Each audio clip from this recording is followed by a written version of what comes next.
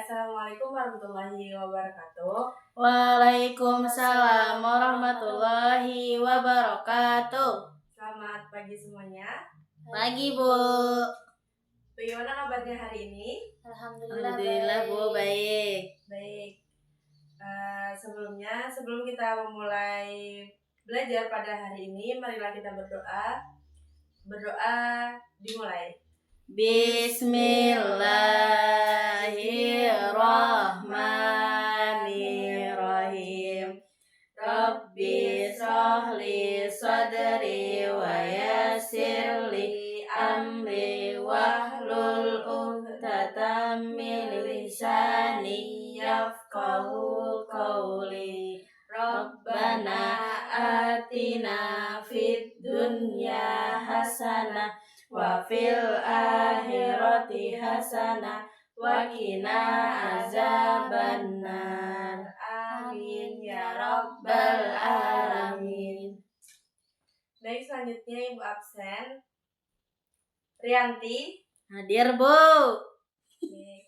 Wahda Nur Hafizah. Hadir, Bu. Baik. Baik, untuk hari ini kita melanjutkan pelajaran yang minggu kemarin. Yang minggu kemarin kita sudah membahas tentang zakat. Selanjutnya kita akan membahas tentang sholat. Baik, di sini sholatnya masih ada yang bolong-bolong. Suka nggak tepat waktu, Bu. Iya. Kalau Wahda gimana sholatnya, Wahda? Alhamdulillah, Bu, saya tepat waktu. Iya, bagus ya berarti. Baik, selanjutnya kita memasuki ke materi, yaitu pengertian sholat. Sholat adalah ibadah wajib yang dikerjakan oleh setiap muslim sebagai bentuk ketaatan kepada Allah Subhanahu wa Ta'ala. Sholat dilakukan dengan ucapan dan gerakan tertentu, dimulai dengan takbir dan diakhiri dengan salam. Baik, kita langsung memasuki ke materi. Yang pertama yaitu ada pengertian sholat.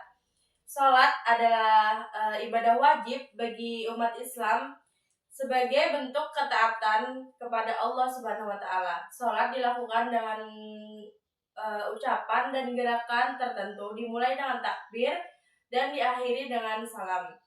Selanjutnya yaitu ada hukum sholat. Hukum sholat yaitu wajib bagi setiap muslim yang sudah balik dan berakal. Yang kedua yaitu ada hukum sholat. Hukum sholat wajib bagi setiap muslim yang sudah balik dan berakal. Bagi anak-anak, sholat dilatih dan dibiasakan sejak dini agar terbiasa melaksanakannya. Jadi kalau tidak dibiasakan dari kecil, dari sejak dini, maka sampai besar pun dia akan tetap bermalas-malasan untuk sholat. Yang ketiga yaitu ada syarat wajib sholat. Syarat wajib sholat yaitu ada 3. Yang pertama beragama Islam, yang kedua balik, yang ketiga berakal sehat. Yang ketiga yaitu ada syarat wajib sholat. Syarat wajib sholat ada 3. Yang pertama beragama Islam, karena sudah pasti ya orang Islam wajib sholat, baik laki-laki ataupun perempuan. Yang kedua sudah balik. Kalau laki-laki sudah mimpi basah dan kalau perempuan sudah haid atau menstruasi, itu diwajibkan untuk sholat. Dan yang ketiga berakal sehat. Yang dimaksud dengan berakal sehat adalah tidak memiliki gangguan jiwa. Bisa dipahami ya? Bisa, Bu. Yang keempat ada syarat sah sholat. Syarat sah sholat dan sholat menjadi sah apabila yang pertama suci dari hadas dan najis. Yang kedua menutup aurat. Yang ketiga masuk waktu sholat. Yang keempat menghadap kiblat. Yang kelima mengetahui tata cara sholat.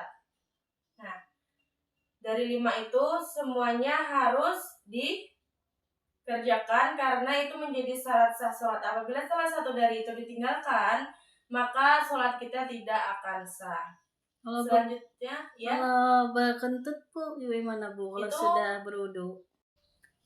Nah, jadi kalau kentut tadi itu harus berwudu kembali ya. Itu wudunya batal dan sholat pun batal. Jadi harus diulang. Selanjutnya itu ada rukun sholat. Rukun sholat adalah bagian sholat yang harus dilaksanakan. Jika tertinggal, sholat tidak akan sah. Jadi rukun sholat itu apa saja? Yang pertama niat, yang kedua berdiri bagi yang mampu, ketiga takbiratul ihram, keempat membaca al-fatihah, kelima ruku, keenam i'tidal, yang ketujuh sujud, yang kedelapan duduk di antara dua sujud, yang kesembilan duduk tasyahud akhir, yang kesepuluh membaca tasyahud akhir, yang ke-11 membaca sholawat, yang ke-12 salam, yang terakhir tertib. Bu mau tanya. Ya, silakan. Tadi yang berdiri bagi yang mampu itu maksudnya gimana, Bu? Iya, jadi kan sholat itu dikatakan sholat wajib. Jadi maksud dari berdiri bagi yang mampu itu biasanya kan kalau orang tua, lansia itu kan sudah sakit kaki atau seperti apa itu boleh sholat dengan duduk.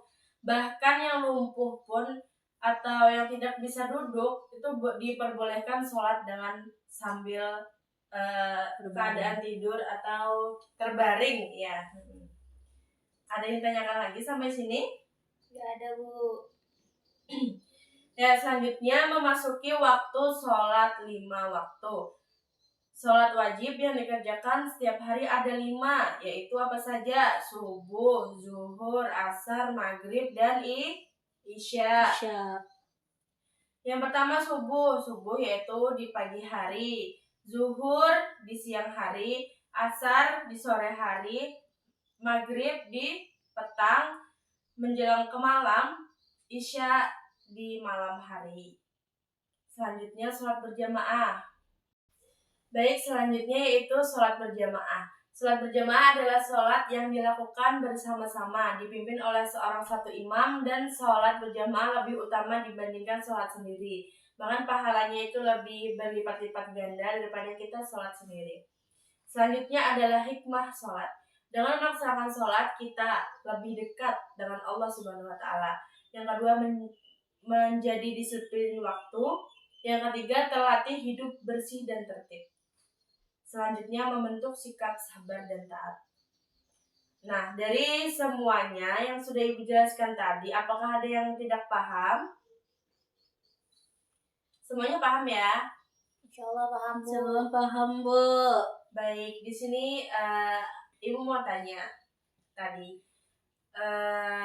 sholat wajib yang dikerjakan di waktu pagi, sholat apa namanya? Sholat subuh. Iya, betul. Tapi ada juga sholat duha, Bu. Sholat duha itu apa juga wajib? Sholat duha itu tidak ada di antara yang 5 waktu tadi, karena sholat duha itu sunnah ya, boleh dikerjakan dan boleh tidak dikerjakan. Paham, Rianti?